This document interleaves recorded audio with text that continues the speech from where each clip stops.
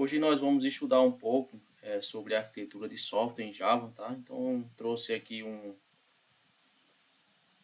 conteúdo aqui para a gente poder compartilhar conhecimento, para a gente poder aqui também trocar uma ideia, né? Aproveitar aqui essa oportunidade, né? Estou vendo aí tem alguns devs experientes aí, né? Que já conheço, né? O Winston, o Bruno, né? Acredito que vai nos ajudar aí, né? Com conhecimento, com a sua experiência, tá? E é um tema bastante relevante, né? Principalmente quando a gente fala de grandes projetos, né? Quando a gente fala de trabalhar com as melhores tecnologias aí, né? É um assunto que está em alta aí, né, no mercado, né? E é importante a gente ter esse conhecimento, né? Quando a gente está buscando aí evoluir na nossa carreira, tá? Então aqui vamos primeiramente fazer uma pergunta bem simples aí. Quando a gente fala de arquitetura de software, né? O que seria para vocês uma arquitetura de software? Para mim seria um padrão de modelo a se seguir para fazer determinada coisa.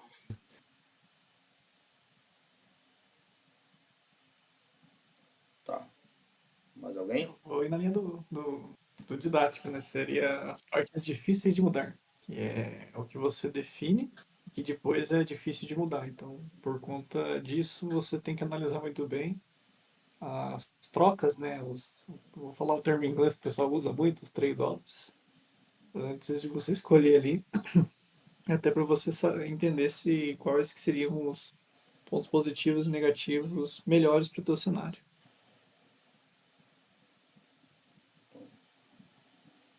Mais alguém quer contribuir?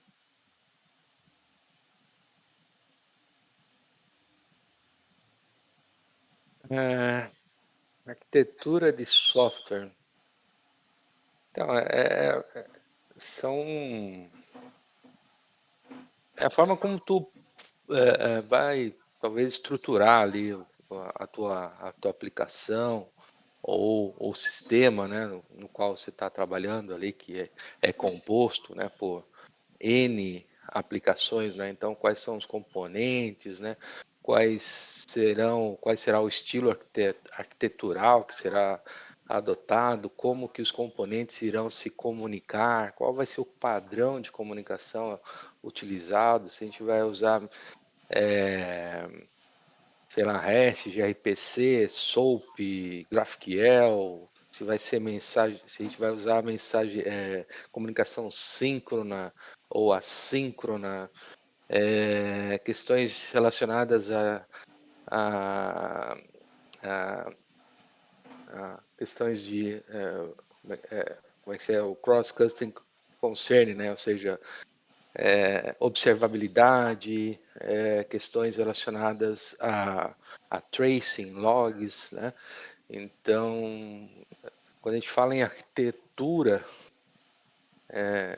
de software, né? Então, o arquiteto, né, de software, ele pensa, né, ele tem que ter essa visão, né, mais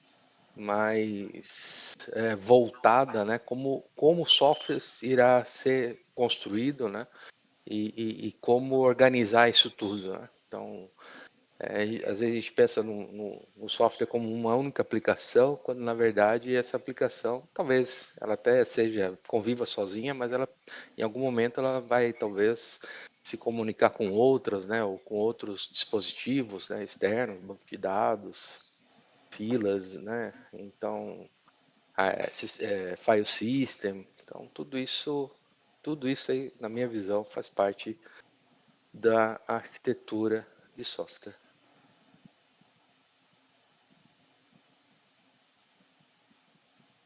Isso aí. Mais alguém?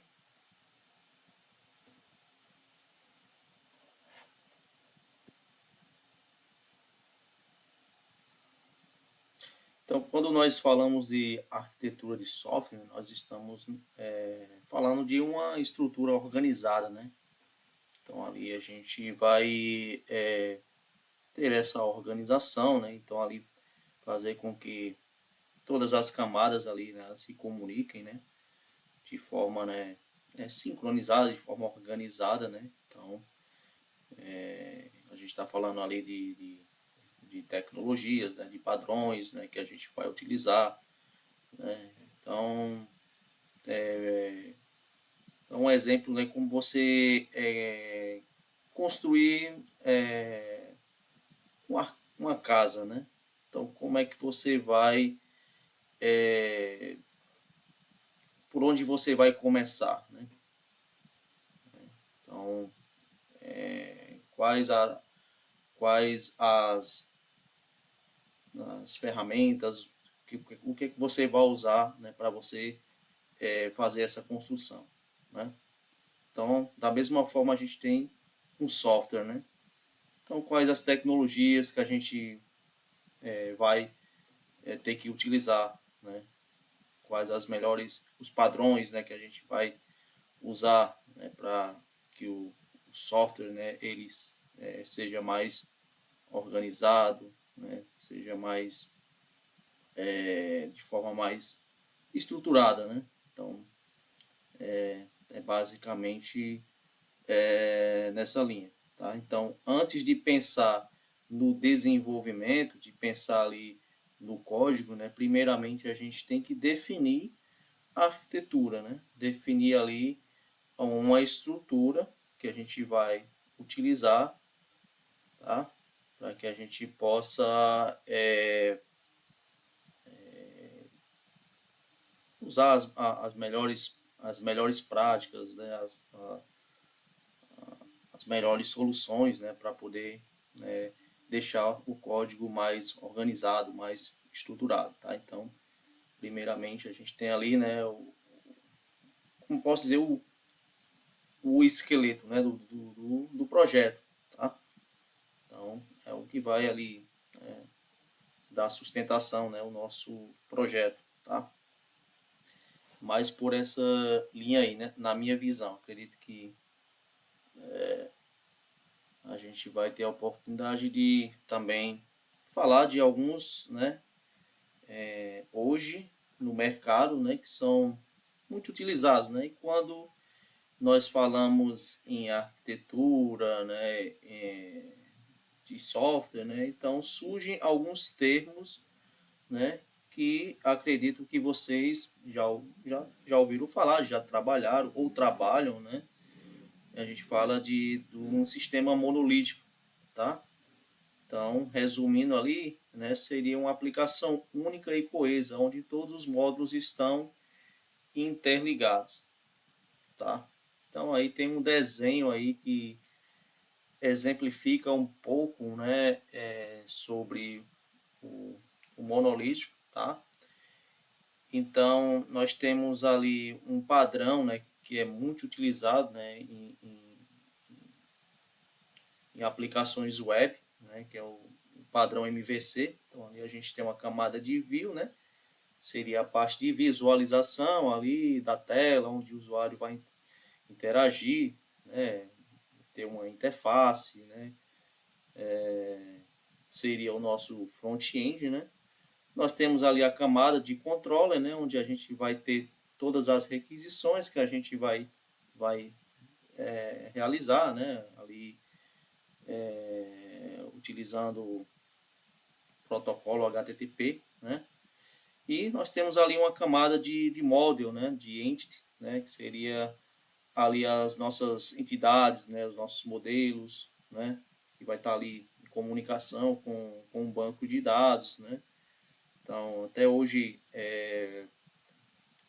nós tivemos um conteúdo lá nas redes sociais, né, que falava sobre a diferença entre entidade, DTO, né, e record, né, que seria uma entidade, né. Seria ali uma classe, né, e vai ser mapeada ali, né, ela vai ser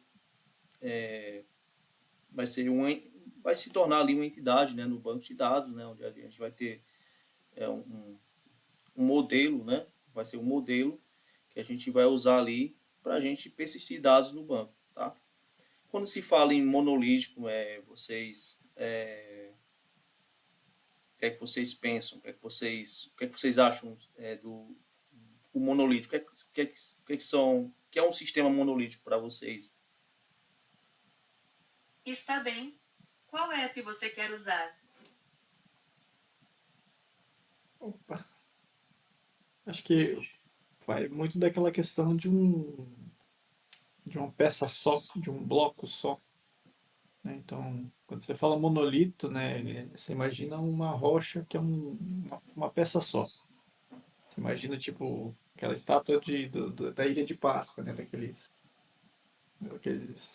aquelas estátuas e etc. Então, eu acho que essas características acabam indo para a arquitetura que leva esse nome, né? Então, você vai ter um bloco, você vai ter uma peça grande, né, que ele contém o todo.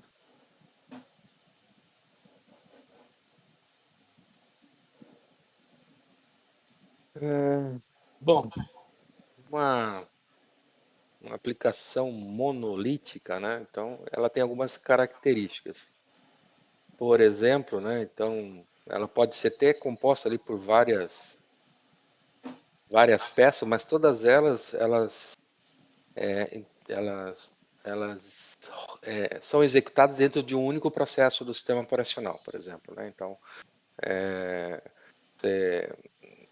você tem ali a aplicação, ela sobe, mas ela é executada pelo sistema operacional em um único processo, e então você não consegue, por exemplo, fazer uma distinção de processos, né?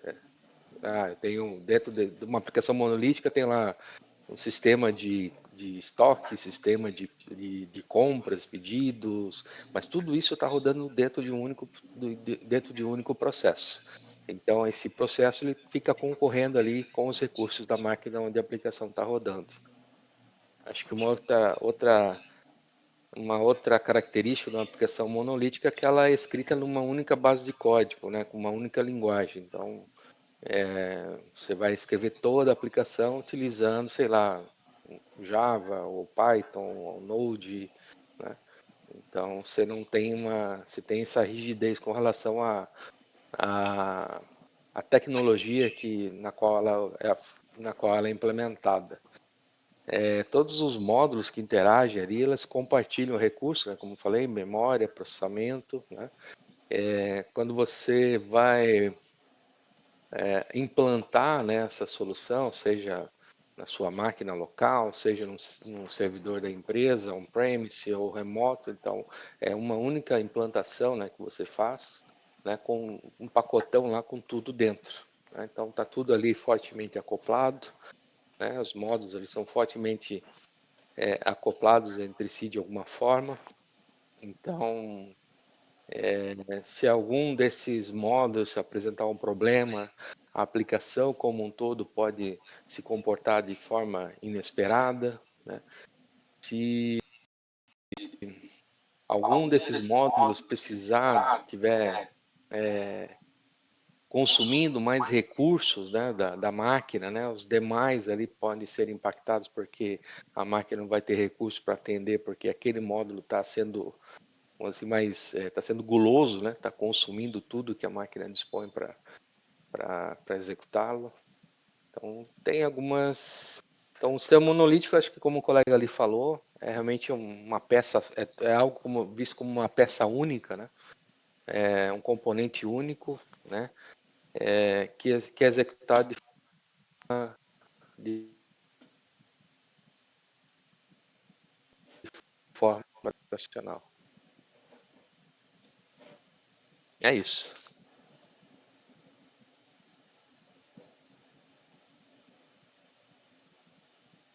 Ok. Alguém quer acrescentar mais alguma dúvida? Vocês têm também?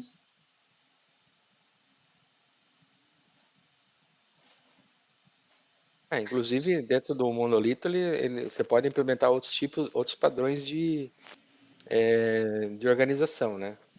Não necessariamente precisa implementar um MVC, né? Se for uma aplicação web, você tem outros padrões que podem ser implementadas independente do sistema ser um monólito ou não, né?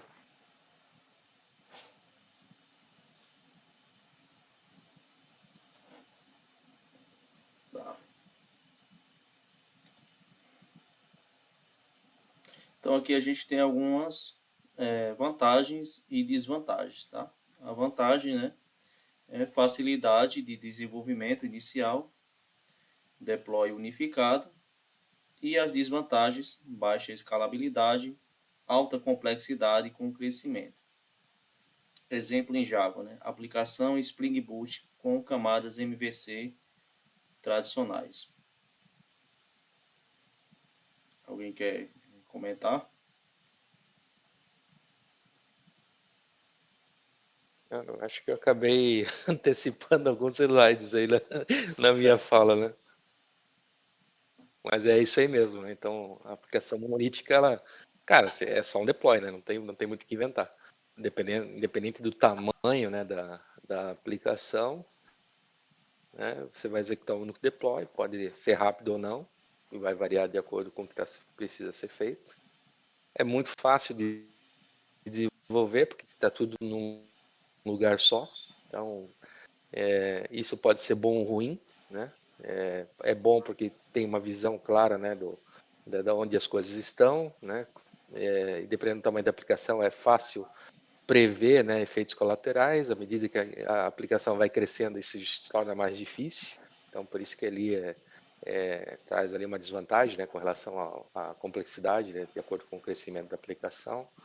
Escalar uma aplicação monolítica é mais difícil, né? Porque você não vai conseguir fazer não vai conseguir escalar ela de forma horizontal. Até consegue, né? Mas aí tu vai precisar de outros recursos, né? Fazer load balance, daí se a tua aplicação tiver sessão, já vai ser um outro problema, que daí tu vai ter que direcionar as requisições do usuário para aquele servidor onde ele estava logado, né? Então tem que configurar um modo como é que é o nome? Acho que é strict mode lá, que o usuário instance vai sempre para a instância A lá do servidor, né? Se ele for para B, não tem as informações dele, e aí ele não vai estar autenticado. Então é mais difícil você escalar uma aplicação monolítica, né?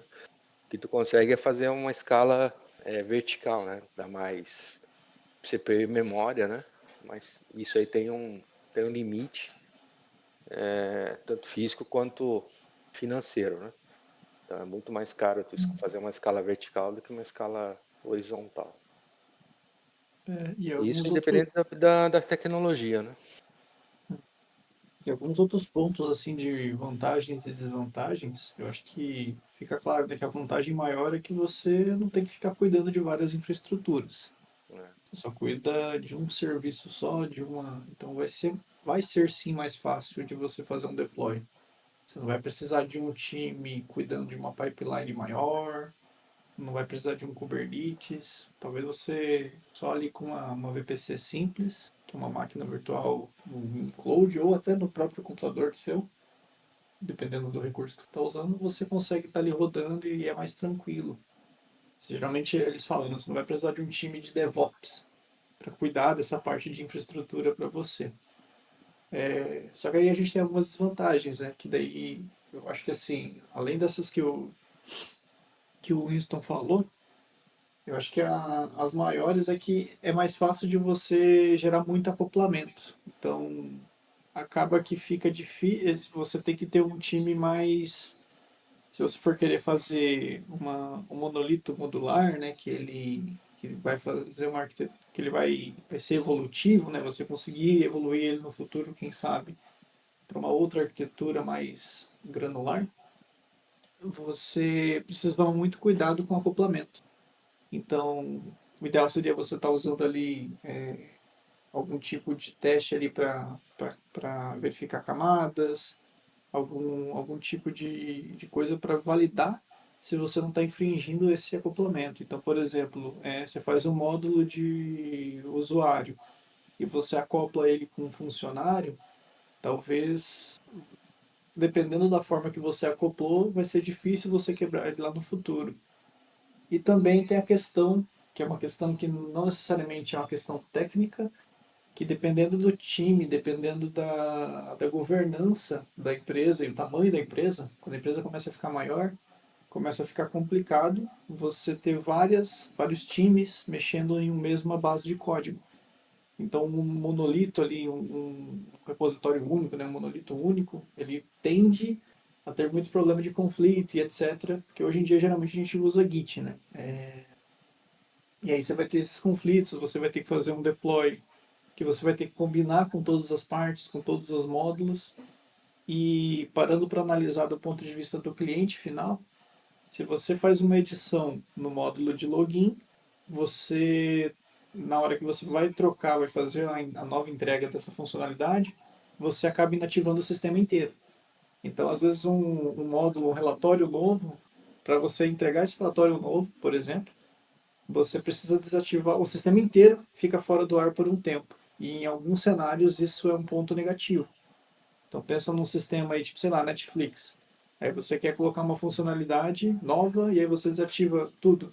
Tipo, fica meio inviável, né? Ou o Facebook, por exemplo. Você quer colocar um novo tipo de reação e aí você desativa o sistema inteiro. Não faz muito sentido. Então, por conta disso, esse é o ponto negativo que vale você analisar. Só que assim, não é porque é monolito que ele é lento, que ele não escala, que ele não entrega velocidade.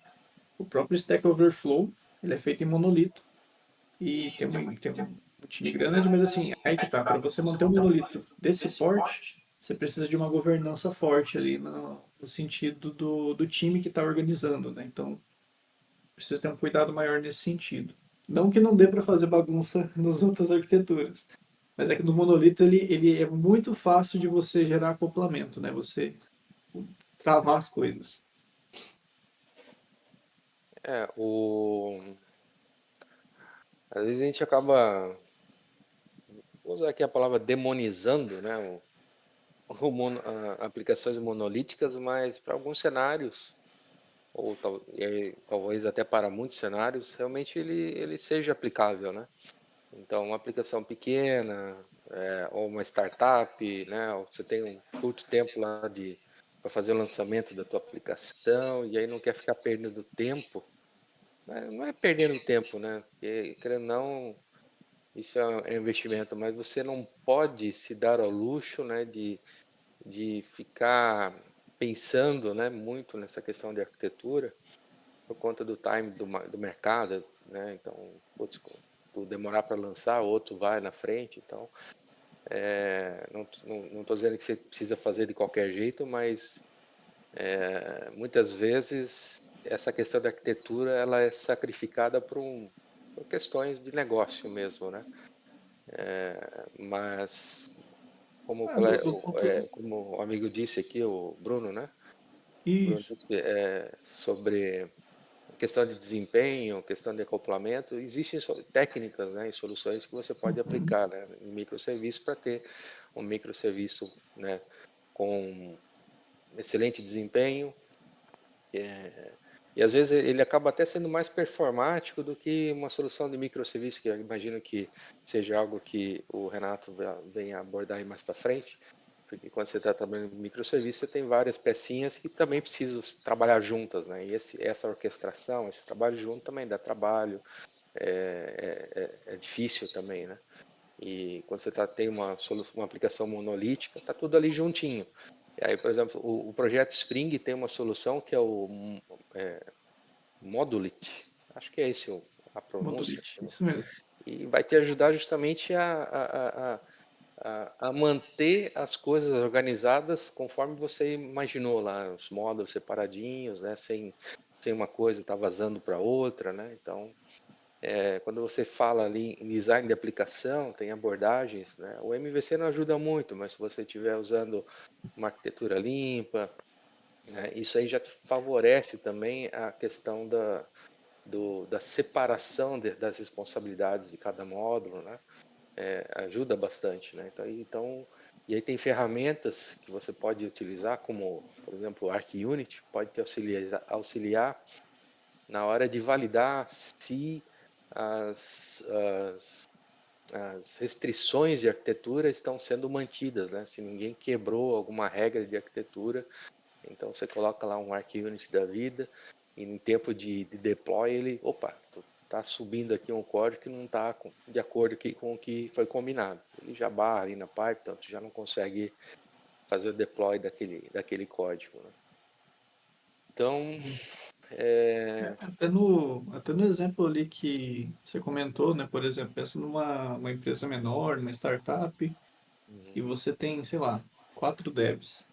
E geralmente um deles vai estar focado no mobile, talvez 2 deles é um para cada tipo de mobile, ou usando React Native, ou algo similar.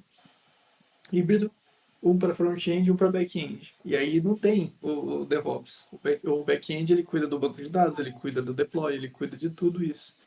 Então imagina a carga cognitiva, ou tipo, qual que seria o salário do cara que é um full cycle, que sabe fazer uma pipeline no Git, ou mesmo que ele saiba, mesmo que ele já está contratado, pensa no tempo que seria você configurar tudo isso. Será que é tão fácil? Beleza, mas eu vou usar o Git Actions lá e vou colocar ali. Mas o tempo que você gastaria, talvez, será que fazer um deploy mais enxuto, né? Você fazer um container que seja, ou fazer um próprio WAR ou um jarzinho que vai rodar isso, falando de Java, né? Com monolito só, não é mais simplificado, né? Talvez por um primeiro momento, você vai fazer uma prova de conceito ali, o mínimo viável, produto mínimo viável. Então, para esses cenários assim, é importante, né? Você cogitar ali usar o monolito para isso. Mas boa, o ArcUnit aí é o nome que eu estava tentando lembrar, mas ele é excelente, né? tem. Então é isso, né? Então, continuando aqui, né? Nós temos outro exemplo aqui, né?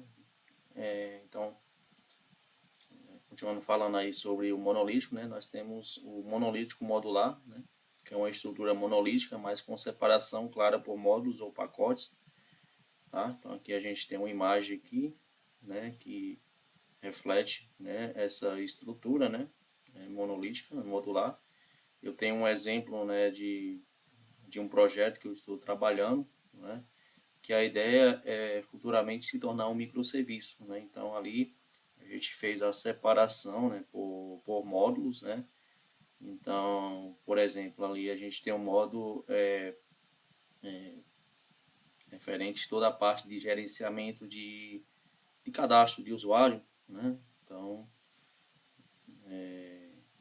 todos esses módulos, né, eles vão ter a mesma base de código ali, né? Vai se comunicar com a base de dados. Tá? Então, essa separação, né, foi a ideia, né, que depois, né, isso aí a gente vai transformar, né, em uma estrutura de microserviços, né, mas queria que vocês comentassem aí, né, sobre essa estrutura.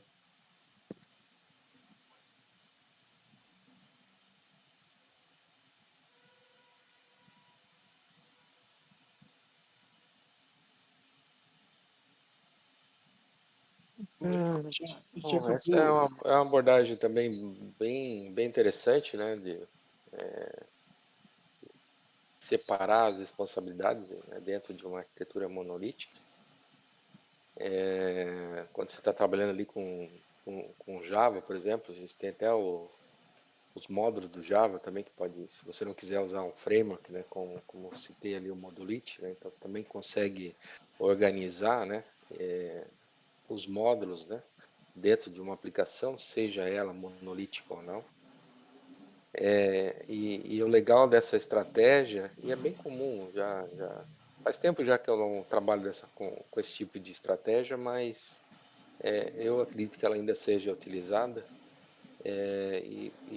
eu acho que ela cabe também para aplicações maiores, né? Então você começa a ver a aplicação crescendo, começa a segmentar ela em módulos que, em teoria, deveriam ser menores, né? Mais contidos, E aí você define, né, uma estratégia de comunicação entre os módulos, por mais que você esteja compartilhando ali a mesma base de dados, mas você pode definir ali uma interface de comunicação entre o módulo A e o B, né, uma interface de comunicação entre o B e C e daí por diante, e aí você tem algumas estratégias para isso.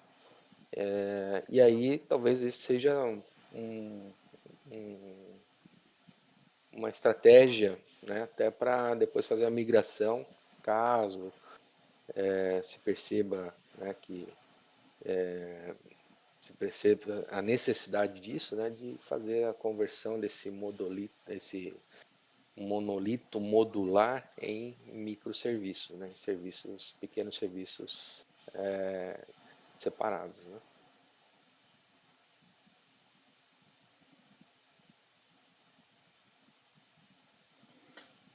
Alguém tem alguma dúvida, pessoal, aí? Vocês que entraram aí, fiquem à vontade aí também para comentar, para tirar dúvidas, tá, sobre o assunto.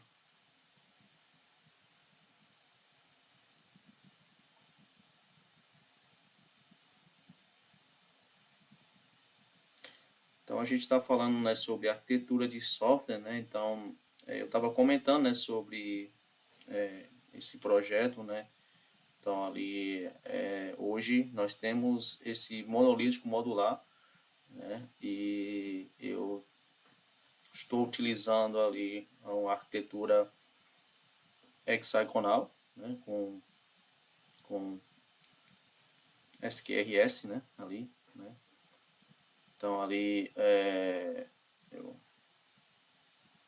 nessa parte, né, de estruturação, né, de organização do código, né?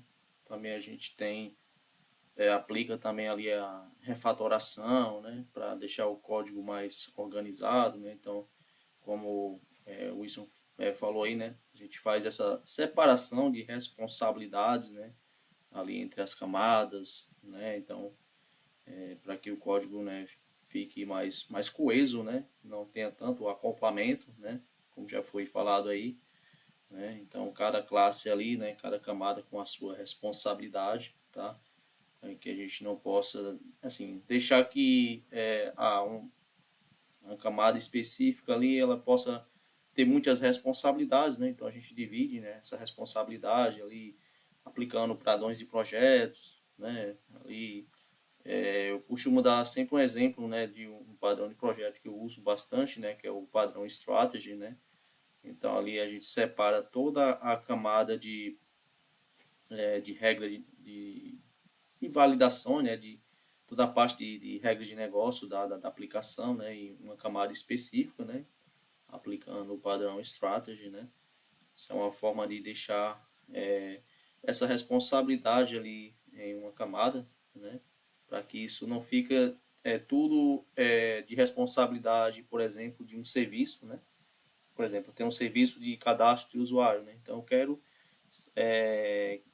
não quero que essa responsabilidade fique somente no meu serviço de cadastro de usuário, né, mas que eu delegue essa responsabilidade para uma outra camada, né, que vai ficar responsável só por essa parte de validação, né, de regra de negócios ali. Né, então, é bem importante essa parte, tá? Então, vamos ver quais são as vantagens e desvantagens, né, de usar o monolítico modular, né? As vantagens é melhor organização interna, mais fácil de refatorar e migrar para microserviços, e as desvantagens ainda tem deploy único. Um exemplo em Java, né, é o uso de Java Modules, né, JPMS, com pacotes bem definidos, separação por domínios. Alguém quer comentar aí essas desvantagens e desvantagens?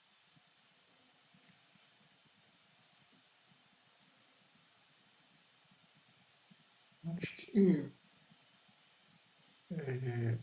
o segundo ponto ali, eu acho que é o mais. A vantagem maior que ele tem, né? É a questão de a refatoração dele ser bem mais fácil de executar. Você criar teste automatizado ali, E não que não seja no monolito, né? Mas a chance de você conseguir tirar um bloco ali de, por exemplo, um módulo de relatório, você extrair ele e jogar para um microserviço é muito grande, né? Então fica bem mais fácil você fazer esse tipo de coisa. E a partir do momento que você cria essas linhas, né, de entre módulos, né? Olha, isso aqui é o módulo X, isso aqui é o módulo Y. Você, mesmo que você não refatório para microserviço, fica muito mais fácil entender ali o que que é de quem e às vezes até se cada time ali você fizer algum tipo de combinado de cada um mexe no módulo, você mitiga bastante ali os problemas de conflito de código, né? Quando você for fazer a junção do código. Mas sim, ainda é um deploy único, ainda você tem uma conexão única com o banco e as desvantagens que o monolito tem, né? Concordo. E realmente tem vantagens e realmente aí não vou nem dizer que é um caminho intermediário, porque talvez não seja realmente necessário migrar para microserviços. Então, microserviço é um termo aí né, que passou a ser bastante utilizado, né, um padrão bastante utilizado, mas muitas vezes, algumas vezes talvez não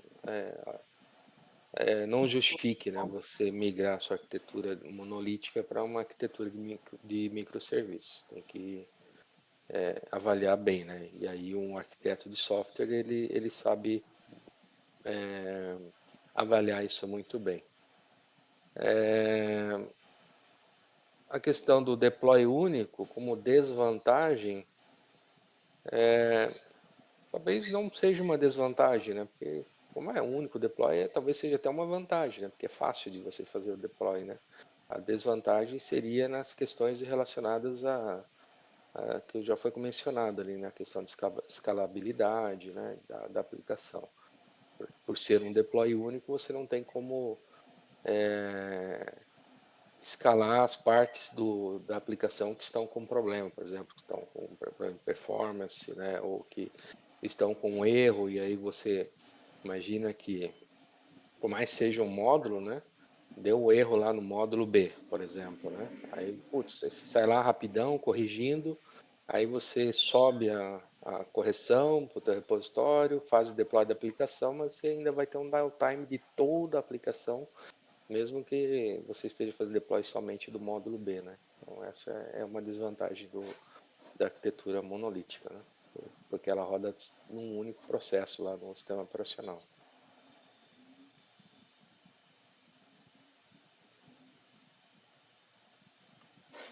Tá.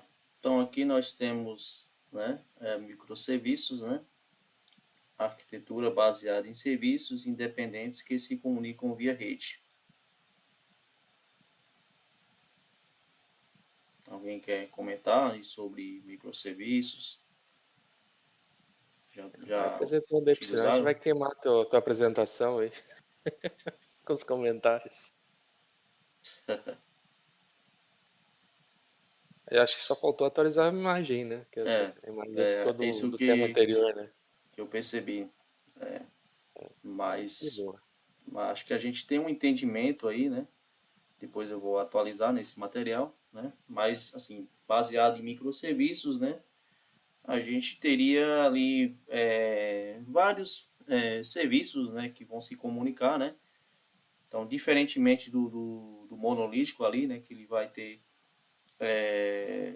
uma única base de dados, né? Então, microserviços, né? Ele vai ter, para cada microserviço, eu vou utilizar uma base de dados, tá? Então, imagine essa imagem aqui, né? Pensando no microserviço, né? Como eu teria cada microserviço desse aqui, né? Por exemplo, eu tenho o módulo A, né? E vai ter uma base de dados, né? Eu teria o módulo B, né? Que vai ter uma outra base de dados, tá? O módulo C também uma outra base de dados. Então aqui eu teria 3 microserviços, né? Então cada um teria sua própria base de dados, né? Então, dar um exemplo, né? Acho que é de um projeto nós temos na comunidade, né, ali no GitHub, né, então um sistema de uma faculdade, por exemplo. Tá? Então ali eu tenho alguns microserviços, né, um microserviço financeiro, tem um microserviço ali de disciplinas, né, eu tenho um microserviço ali da parte sei, biblioteca, por exemplo, tá? Então cada um desses microserviços, né, eles vão ter, né, ali uma base de dados, tá? E a gente pode fazer com que eles possam se comunicar, tá? Então, por exemplo, eu tenho um microserviço financeiro que ele vai se comunicar com com um microserviço de biblioteca. Então, imagine que eu preciso ali é, ter fazer uma chamada, um endpoint ali do microserviço de pagamento, né, para onde eu, por exemplo, eu tenho uma biblioteca ali virtual, eu preciso, sei lá, imagine que eu estou oferecendo um serviço ali, né, de aluguel sei lá, livros, locação de livros, tá? Então eu preciso fazer um pagamento. Tá? Então eu posso fazer com que o microserviço lá de pagamentos ele se comunique lá com o microserviço da biblioteca, tá? Para eu poder fazer a locação, né, do livro, né? Eu tenho que fazer esse pagamento, né? Outro exemplo, né, acho que até para ficar bem mais claro, né, de um projeto, né, da, da Lura, né, ali, eu tenho, falando especificamente tem um microserviço de pagamentos, né, e tem um microserviço de pedidos, né. Então, acho que esse exemplo vai ficar bem mais claro, tá? Então, ali eu preciso ter essa comunicação entre esses dois microserviços, né?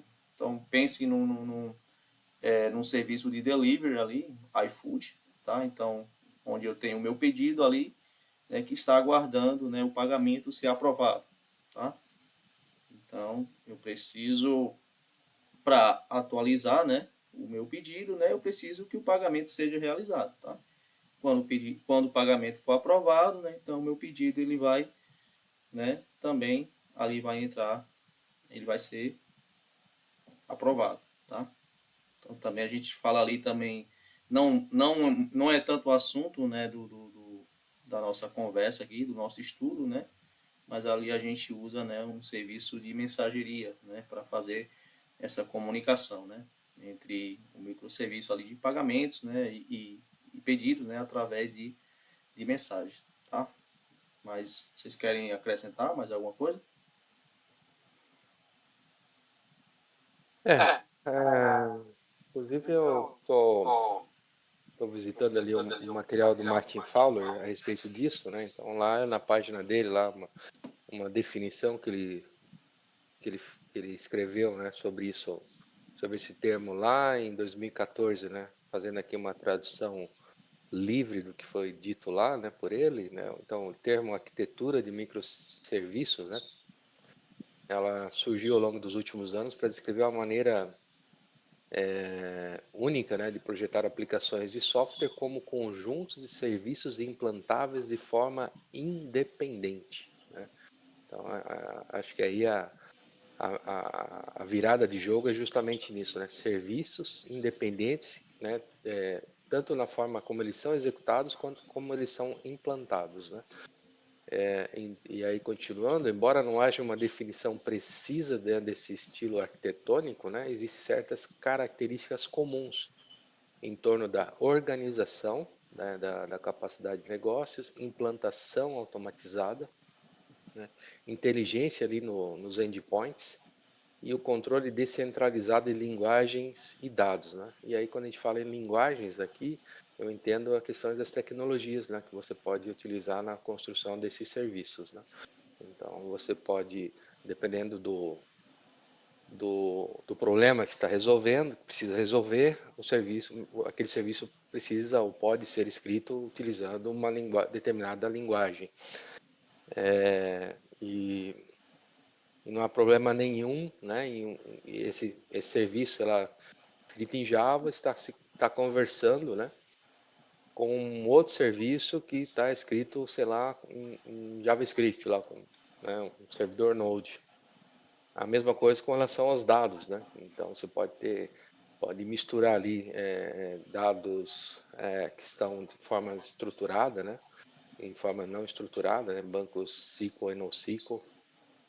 Quando a gente fala em bancos NoSQL, né? Tem uns bancos orientados a documento, grafos, tabulares, enfim, tem vários tipos ali e você, sei lá por quê, né? Aí a gente precisa realmente analisar a necessidade, né? Um problema que está se resolvendo.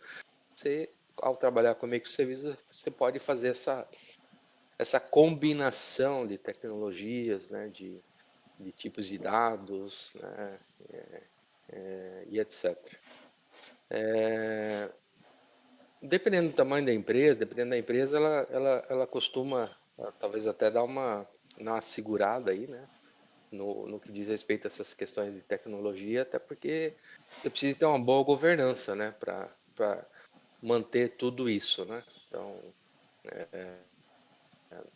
tem empresas que definem, ó, cara, eu vou só com essa stack aqui e não flexibiliza. Outra já deixa o negócio um pouco mais flexível, né? Então, eu uso a stack A, B e C. Pode escolher qualquer uma dessas três de acordo aí com a tua necessidade, né? Aí talvez uma startup, não. A startup, cara, ela vai pegar a linguagem que está no, sei lá, a tecnologia que está no hype, que tem, né, mais gente, talvez, utilizando, enfim, né?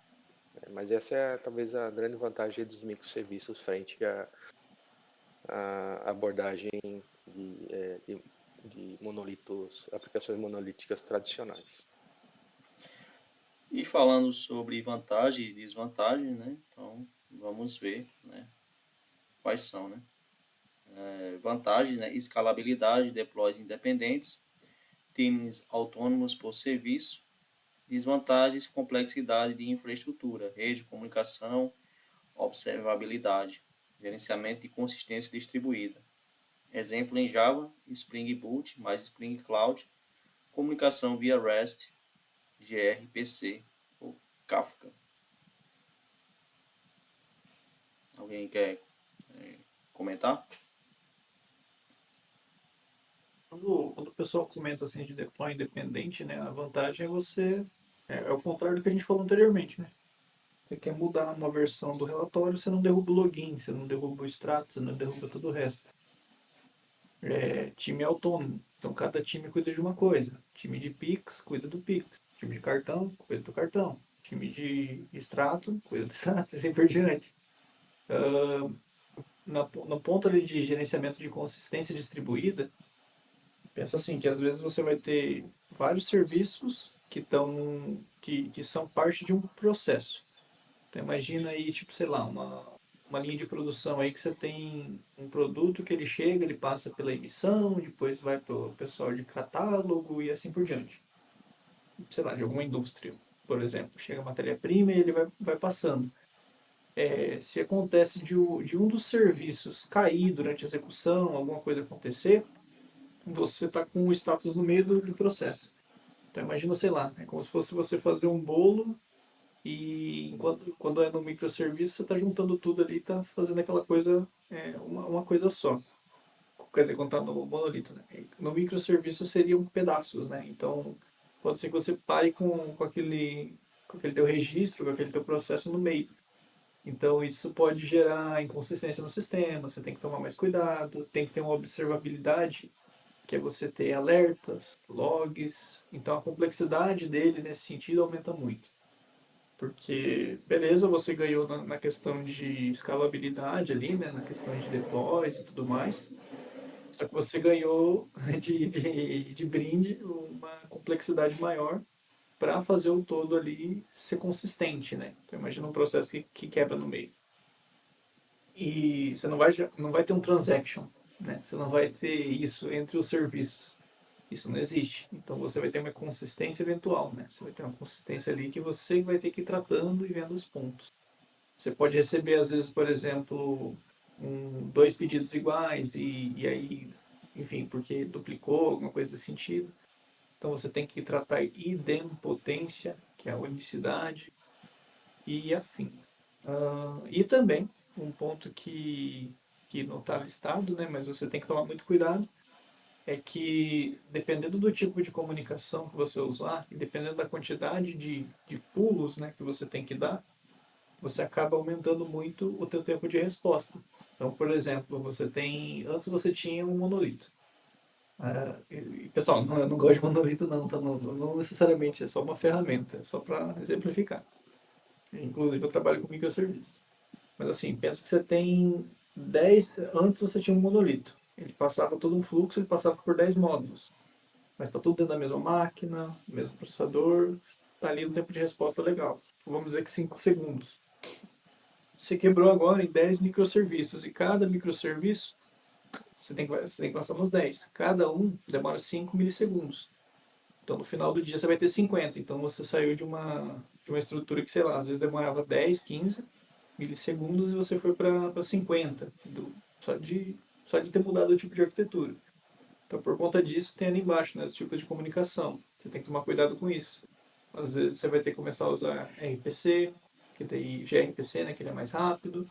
Às vezes, você vai ter que fazer um processamento, uma comunicação assíncrona, usando algum tipo de tecnologia de mensageria, ou tópicos, que é o Kafka que está listado ali, ou um RabbitMQ, ou um SQS, SNS. Então você começa a ter uma complexidade maior para juntar as partes. Então tem vantagens muito boas, mas também tem algumas desvantagens grandes também, principalmente se o teu time for pequeno. Então tem que tomar cuidado com isso. Esse é o cobertor curto, né? Então você tem que entender se vale a pena para você implementar essa arquitetura.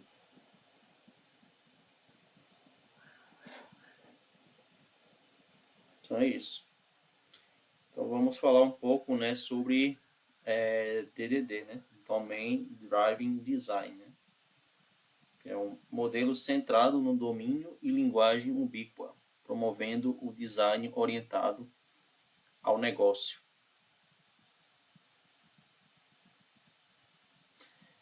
Então, assim, falando um pouco, né, do, assim, um pouco conhecimento que eu tenho, assim, sobre o DDT, né? Então, ali, quando ele fala em orientado ao negócio, né? Então, ele tem ali, né, a gente tem uma camada de domínio, né? E nessa camada a gente pode concentrar toda essa parte, né, de regra de negócio, né? Então, por exemplo, né, eu tenho camada de domínio ali de usuário, tá? Então eu preciso de ter algumas validações, né, para um usuário, né? Por exemplo, eu posso ter uma validação do CPF do usuário, por exemplo, tá? Então eu posso concentrar toda essa parte de validações, né, na minha camada de domínio, tá? Então esse eu acho que um exemplo aí que eu posso dar, né, de algo que eu já vi, né, alguém falando, né, sobre isso, né, mas eu não tenho conhecimento aprofundado, né, sobre DDD, né, mas acredito que vocês podem também contribuir aí bastante, né, sobre essa arquitetura, né. Boa. Só fazendo uma retificação leve, o DDD ele seria mais um design de código, né? Não necessariamente uma arquitetura. Quando a gente fala de DDD em nível de arquitetura, talvez você vai ter seus domínios ali bem separados, né? O time cuidando de um domínio de cabo a rabo, né? De ponta a ponta. Mas o DDD seria mais uma forma de você separar o seu código. E quando ele fala linguagem ubíqua, que é um nome que eu não sei se você já tinha escutado, que é bem estranho, a primeira vez que eu escutei é estranho, mas pensa no sistema imobiliário. Lá no sistema imobiliário, quando você for falar de alguns atributos, algumas coisas do sistema imobiliário, você vai encontrar a palavra chamada pé direito. que é algo muito específico do sistema imobiliário. É um termo que quem mexe com esse tipo de sistema vai conhecer. Então, assim, um vendedor, um corretor de imóveis, ele vai usar esse termo. E aí esse termo, ele acaba indo para dentro do sistema no sentido de um objeto, alguma coisa assim nesse sentido, uma entidade nesse sentido, domínio, né, nesse sentido. Então, antes de você aplicar o DDD, você faz uma análise ali, um DDD tático, ali avalia, né, o cenário ali, você abstrai, né, você estuda ali onde que seriam os seus contextos, né, onde que você separa os seus contextos, e com isso você consegue... Eita, meu gato derrubou as coisas. E com isso você consegue separar o seu sistema e isolar a regra de negócio, os comportamentos dele ali em um domínio específico. Então, é um ponto um pouco complexo mesmo, e é natural. Eu li só um pouco também sobre, mas é muito legal esse cara aí, e o pessoal usa bastante quando tem um sistema um pouco mais robusto, com mais regras, e principalmente quando ele quer reutilizar regras, né? Então você acaba, é uma das formas de você implementar ali. O DDD é uma disciplina bem complexa, tá? Então, ele até separa ali na verdade, ele nem é uma arquitetura, sim, uma abordagem de você modelar o software centrado no negócio, né? Então, você começa ali partindo do design estratégico, né? Você começa dentro dessa etapa do design estratégico, você define ali quais são os seus contextos delimitados, você vai definir a questão ali da linguagem ubíqua, que é aquela linguagem, né, falada dentro daquele contexto. Você vai definir, você vai modelar como os contextos vão conversar entre si, né? Então você tem ali contextos compartilhados, contextos é, às vezes aí tem uma definição de como é que se diz? Uma relação entre os contextos. O contexto ele é um contexto serviço, né? Cliente-servidor, se ele é conformista, né? Então tem várias estratégias, né? E daí depois que você define tudo isso aí, né? Você define o teu modelo, né? Você define os contextos, né? Que eles chamam lá de boundary context, né? Tem umas palavrinhas bem doidas lá.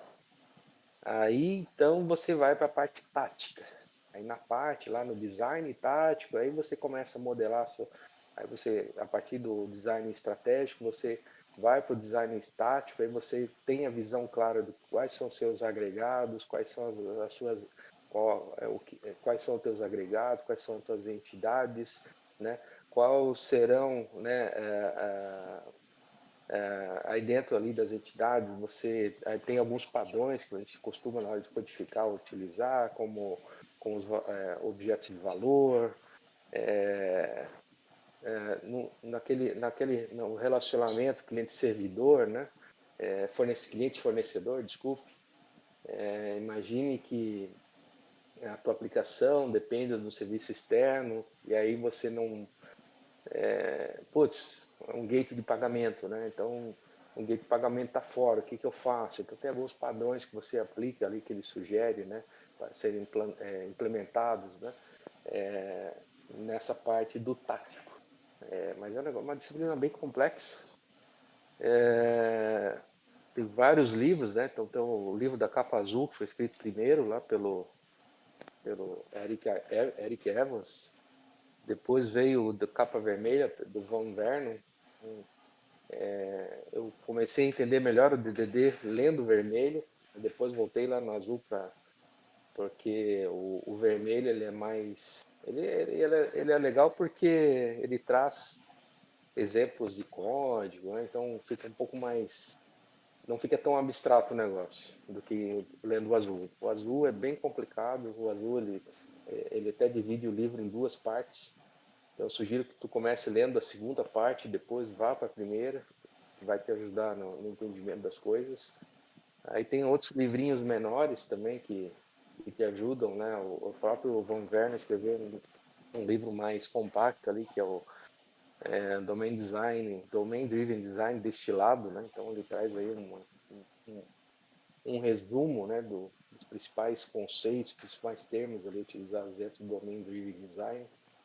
E aí quando tu escreve a tua aplicação, né, tá implementando ali a tua aplicação, você pode combinar, né, a tua solução usando um estilo arquitetural, por exemplo, como o Clean Architecture, e utilizar as abordagens do DDD, né, na parte tática. Mas não adianta ir para a parte tática, né, do DDD, sem antes ter feito a parte estratégica muito bem. E na parte estratégica a galera costuma usar ali o tal do Event Storming, né, que tem ali alguns componentes bem visuais que te ajudam a você visualizar quais são os eventos de domínio, né, que é um outro padrão ali, outro componente, né, uma outra implementação sugerida ali dentro do design tático do DDD, né, quais são os eventos de domínio, né, e aí como esses eventos de domínio, né, são propagados dentro da aplicação, daí tem por meio do Event Storm, então você consegue definir quais são os teus contextos, né? Quais são os limites desses contextos, quais são os eventos, quais são as entidades, quais são as entidades raiz, né? Os agregados, é bem bacana. Só que para que tudo isso funcione, você vai ter que chamar especialistas de negócio, vai ter que botar a galera técnica junto, para todo mundo de forma ali, colaborativa construir esse modelo, e aí dentro dessa construção vai sair um negócio muito importante, que é o tal da linguagem ubíqua, né? Que é a linguagem falada no negócio, né? Então muitas vezes você está lá codificando, né? Como o Bruno falou, pé direito, putz, vai ficar muito estranho tu usar isso lá no teu código, mas é a linguagem do negócio. E não adianta ser diferente, tá? Porque cara, eu já trabalhei em projetos que, putz, mas tu está falando aqui do participante, né? Pô, mas o participante é o quê que é o participante? É o participante vendedor, comprador, é o participante não sei o que lá, não sei mais o que. Cara, é difícil tu entender porque fica um negócio muito abrangente, né? Então, dependendo do local onde o termo participante é utilizado, ele quer dizer uma coisa, né? Por exemplo, é, é, é, cliente, né? O cliente dentro do hospital. Melhor, falando do hospital, né? Uma pessoa no hospital, ora ela é uma paciente, né? Lá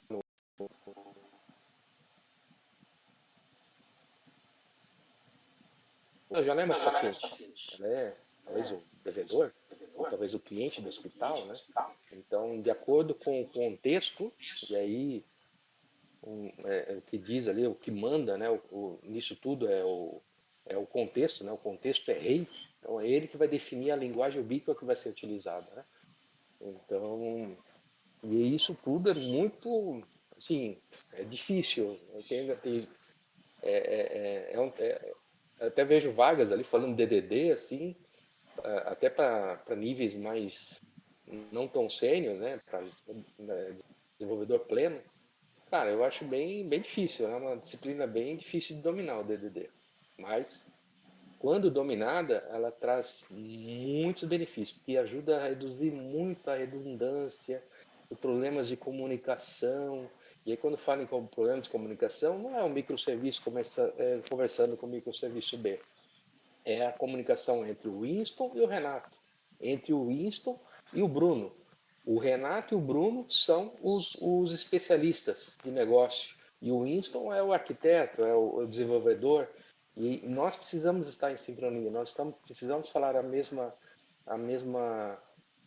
usar os mesmos termos, né? Falar a mesma, por mais que a gente fale o mesmo idioma, português, né? A gente às vezes usa palavras que, sei lá, a gente não, quer dizer, eu uso uma palavra que para mim significa uma coisa, para o Renato outra, para o Bruno talvez outra. E isso Quer ver acontece também na prática, né? é, Quando a gente está implementando setor, software. setor financeiro, setor de direito tem muito disso. Setor financeiro eu dei dois exemplos, né, ali, que são palavras que eu fui aprender durante o dia a dia. Accruo de juros, Accrual, mora de contrato. Tipo assim, exatamente. são termos muito específicos desse negócio. O accruo seria a somatória de juros, né, o juro somado, né, e a mora seria o atraso em si, né, o tempo atrasado ali, ou o valor que você vai pagar de juros por conta que se atrasou.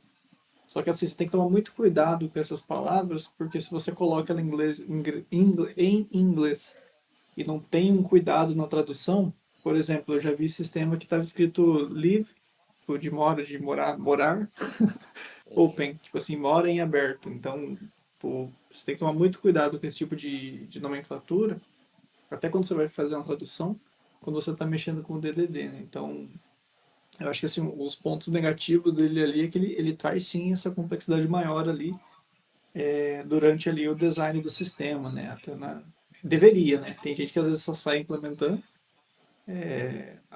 entende que é somente camadas, mas não é só isso, né? Tem todo um processo, né? Que nem o próprio Winston falou ali, né? Do próprio Storm ali, do Event Storm, definir as coisas, né? Tem uma outra Então é técnica que é isso, né? utilizada em conjunto ali, que é o Domain Storytelling. É isso. Cara, um negócio bem bacana também. É contar a historinha, daí tu usa ali uns componentes gráficos para desenhar a jornada do usuário ali sob a ótica do domínio do negócio. Tem algumas ferramentas, que todas essas ferramentas fazem parte do design da etapa de estratégia, né? Onde você está modelando, né? Está fazendo o entendimento e a modelagem do negócio. E aí o próprio livro lá de capa azul diz, né? Atacando a complexidade do software, não, atacando a complexidade do software no coração do negócio. Um negócio assim, agora me fugiu aqui certinho a tradução. E é justamente para isso. Você não vai aplicar DDD lá, não está fazendo um crudezinho lá, bem básico. Não faz nem sentido nenhum você aplicar o DDD em aplicações pequenas e simples, né? Você não precisa levar essa complexidade para lá. Mas você está desenvolvendo, né, um software com